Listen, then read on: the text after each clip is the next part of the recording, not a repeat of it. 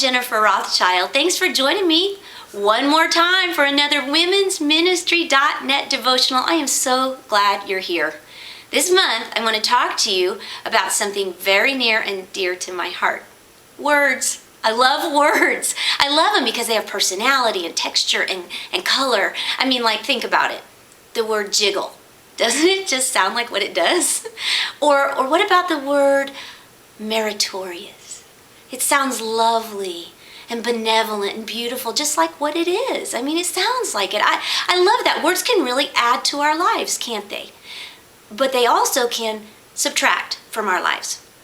In fact, those kind of words that subtract from our lives, I have now nicknamed catastrophisms. Now, let me tell you what that is. It's based on the word catastrophe, and you won't find it in the dictionary because I just kind of coined catastrophisms. Here's what they are. Catastrophisms are words that are very big and extreme in nature. You know, like horrible, awful, miserable, excruciating. And when they are applied inappropriately to very small situations, that's when they become catastrophisms. So, for instance, if I had a slight headache and I said it was excruciating, that would be a catastrophism. If I had dinner and my food needed some seasoning and I said, "Oh, this is horrible," that would be a catastrophism. And what it does when we label things with catastrophisms is it increases our stress, doesn't it? It's important that we use our words accurately.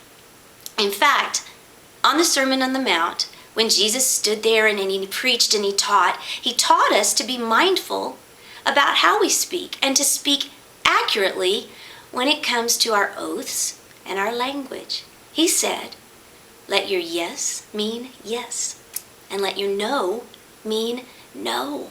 And he even went on to say anything more than that is from the evil one. Do you realize that if you engage in a lot of catastrophisms, you're actually giving the enemy weapons that he can use against you? You see, when we apply those words to a headache or to the flavor of our food, it's not a big deal.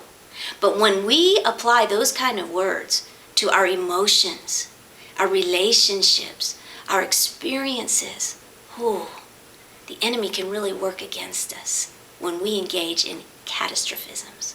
So, girl, let's make sure you and I become women of wise words, and that we let what we say be what we mean. If you're watching this and you may have had a headache this morning and you happen to have called it horrible or excruciating, don't fret. Just take some Tylenol, and next time it happens, just pray Psalm 19, verse 14.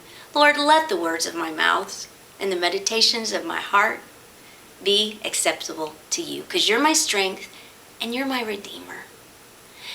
If you're watching this today with some girlfriends, I just think it would be really neat if y'all would just talk about this. What kind of words in your vocabulary could you use less of? Could you reduce in order to increase your sense of peace?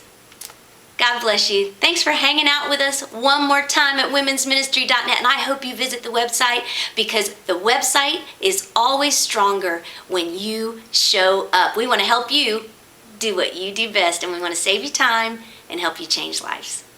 God bless you.